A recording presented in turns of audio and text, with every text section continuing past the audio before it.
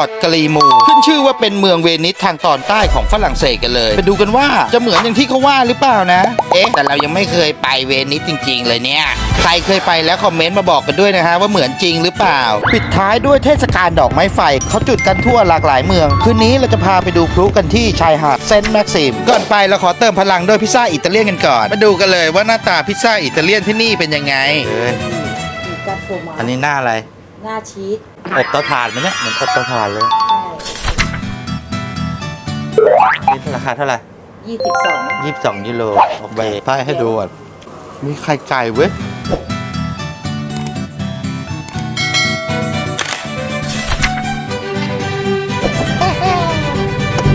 ดูลานจอด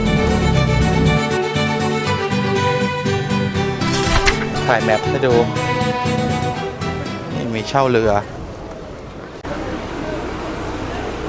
พอร์ตกรีมูหนึ่งในเมืองริมทะเลสาบที่มีชื่อเสียงที่สุดในโลกและทั้งหมดนี้เกิดขึ้นเพียงประมาณ50 ปีเท่านั้นท่าเรือสีสดใสซึ่งมีชื่อเล่นว่าเวนิสน้อยแห่งโปรวองและได้รับการขนานนามว่าเป็นมรดกแห่งศตวรรษที่ 20ซึ่งไม่เคยที่จะหยุดสร้างความประหลาดใจ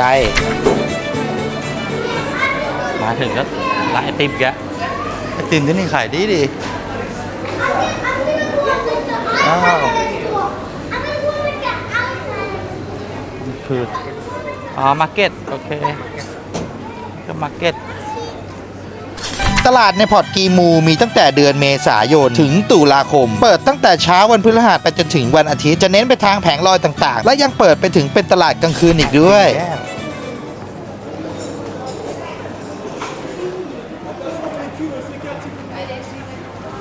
ติมมาก็ลองโอ้อะไรเอารถมาว้าวอุ้ยไม่สวยเฮียว้าว very nice อย่างกับเวนิสเลย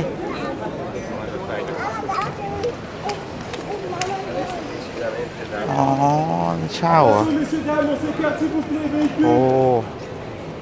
เวนิสสวยจริงโอ้ตรงนี้สวยจริงจังเลยนี่โหไม่เสียค่าเข้านะอีกฝั่งหนึ่งก็จะเป็นร้านอาหารทะลุไปไหนกันนะ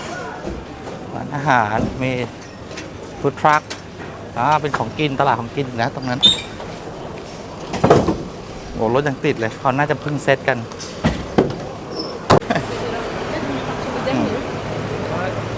โอ้ร้านเป็นพวกลูกอมแล้วก็ร้านไอติมอีกแล้วติมเยอะเลยแล้วก็ร้านอาหารมีหอยอบ15.5 ยูโรอ๋อค่าเช่าเรือโอเคเด็ก3 ยูโรนะผู้ใหญ่6 ยูโร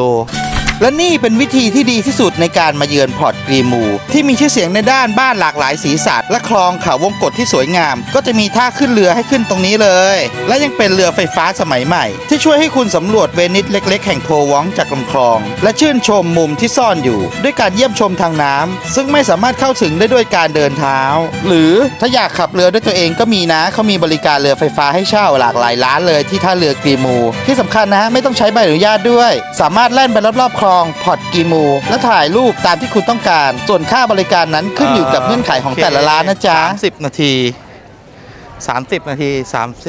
30 ยูโรชมประภาคารชมวิวสามารถขับเรือได้เองหรือว่าจะให้เขาขับก็ได้3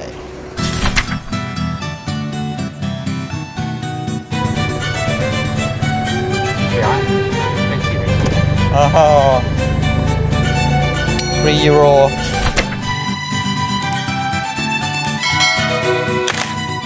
ตอนนี้เราอยู่ที่เซนต์แม็กซิมแล้วนะวันนี้พอดีมีเทศกาลพลุนะนี่คนมารอดูเต็มเลยตรงนี้ก็จะเป็นชายหาดเหมือนกันนะเป็นชายหาดยาวตรงนู้นเลยคนมานั่งรอกันที่ชายหาดแล้วก็รีสอร์ทอยู่ตรงนั้นกันมืดๆนะเดี๋ยวเขาบอกว่าเดี๋ยวจะจุดพลุขึ้นกลางน้ำเลยเดี๋ยวเรามาดูกันเราไปเดิน อ่ะดูกันต่อทุกคนนี่คนอย่างเยอะนะตอนนี้เป็นเวลาประมาณเดี๋ยวดูนาฬิกาก่อนตอนนี้เป็นเวลา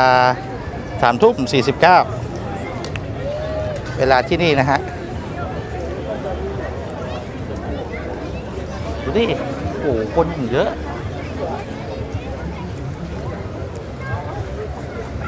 จริงๆเมื่อวานอ่ะมีที่เซนโตเป้แล้วแม่ปลุกมาแล้วแอมสลีป ไม่ตื่นไงไปบอกโอ้โหเสียงแบบดังดึมดัมไม่ยอมตื่นวันนี้ก็เลยมาแก้ตัวที่เซนต์แม็กซิมนะเมื่อวานมันเซนโตเป้ใช่ไหมวันนี้มีที่เซนต์แม็กซิมเราอยู่ข้างหลังคาสิโนนะเดี๋ยวแป๊บนึงเห็นไหมเห็นตู้คาสิโนไหมมีคาสิโนแล้วก็เลสลองมาโชว์เราไปดูโชว์กันนะ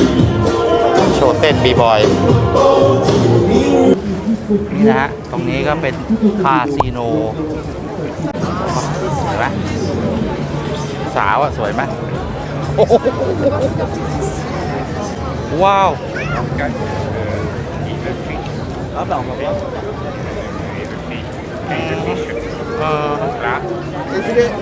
ฟิชชิ่งเหรอโอ้เมนี่โซเมนี่ว้าวก็มีกิจกรรมอันนี้ขายอะไรไอติมอีกแล้วไอติมยัน4 ทุ่มยังกินกันอีกกันเนี่ยอ้าวโหคนอย่างเยอะเลยเยอะจริงเยอะจริงอะไรจริงก็จะมีดูไกลๆนะมีโซนเด็กเล่นมีไม่ใช่โซนเด็กเล่นเลยมีให้เด็กเล่น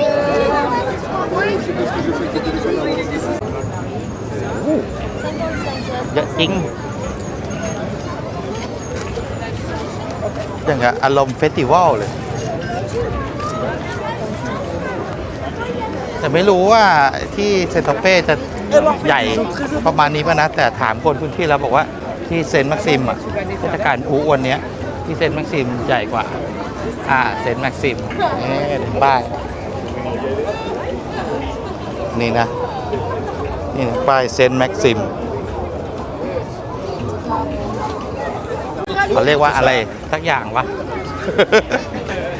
นี่ให้เด็กเล่นนะว่าไม่มีแต่เด็กเล่นค่าบริการเท่าไหร่วะ5 ยูโรเฮ้ยแต่ตอนนี้ก็ใกล้แล้ว10 o'clock ตอนนี้ก็ใกล้แล้วอีก3 นาทีอันนี้เราเดินสุดแล้วเดี๋ยวเราไปหาที่ว่าเรานั่งตรงไหนนี่นะตอนนี้ทุกคนเราก็ได้ที่นั่งแล้วที่นั่งอยู่ริมโอ้ทำไมได้ยินเสียงพลุแล้วเขาเทสเหรอว่าวิวตรงนี้เด็กบังกูแน่เลยนี่เราได้ที่นั่งแล้วบีชเราอยู่ขอบเลยขอบบีชเลยมันจะมีอยู่สูงนิดนึง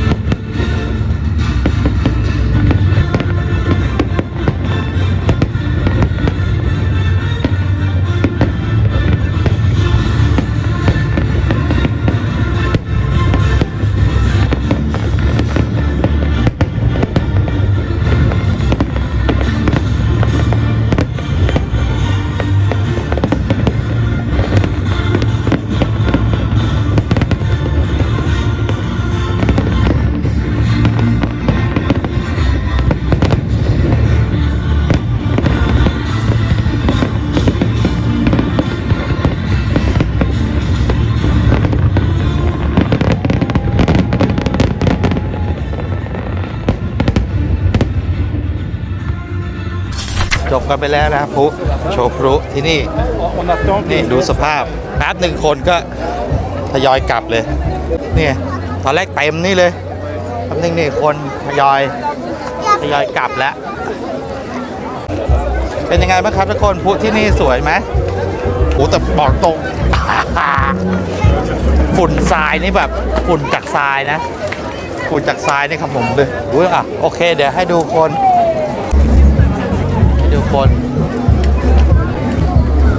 หาสารเดินกันเต็มเดี๋ยวหลงนะนี่ดูคนนะ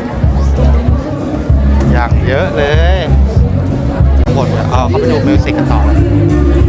แล้วมีโชว์มิวสิกด้วยนะในท่าเรือตอนกลางวันที่นี่เรายังไม่ได้มาเดินนะคลื่นดีนะเป็นช่วงฮอลิเดย์ที่นี่ด้วยโอ้ รถเนี่ยมันคือรถอะไรไม่รู้ว่าคนขับเยอะๆข้ามถนนเราข้ามถนนยังไงเขาก็ต้องจอดให้เราอ๋อ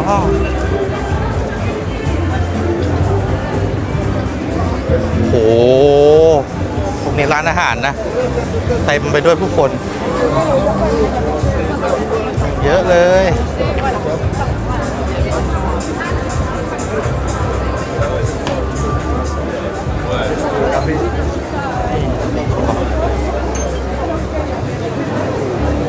โทริสนี่เราคืออะไรอย่างหนึ่งอ่านไม่ออกเลยไฟมันฟุ้งไปหมดเลยอันนี้เดี๋ยวเอามุมสูงให้ดูง่ายๆคือโหร้านอาหารนี่อ๋อแดนซิ่งอ่ะนี่ก็แบบใครสามารถเต้นก็น่าจะเข้าไปแจมได้นะมีสาวๆเซฮัลโหลไปก็หมูเลยเป็นอะไรวะขึ้นสั้นเ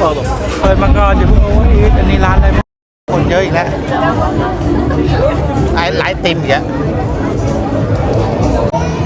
ตอนนี้เรากำลังเดินกลับบ้านกันนะครับไปครับแต่ก็พยายามจะถ่ายบรรยากาศทางเดินกลับเรื่อยๆนะโอ้โหมันร้านไอติมมันขายดีจังเลยอะไรดูคนดิเทียบเลยนี่ส่วนมากคนที่นี่ก็รถมันก็จะเป็นแบบรถเปิดประทุนนะมองมาเห็นก็ไม่รู้รถเปิดประทุนนี่ด้วยมีแช่ด้วยที่ปลาดูดตีนอ่ะเรื่องอะไรวะ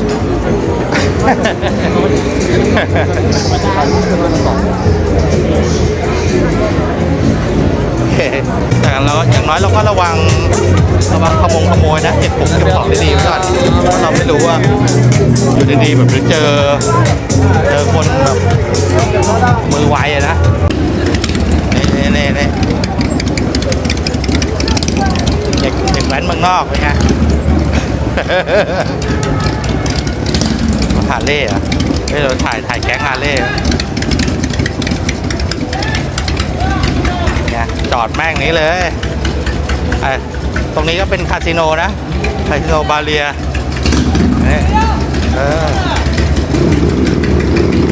ยืนถ่ายมันจะยิงกูไหมเนี่ยแค่เด็กแว้นแล้วเนี่ย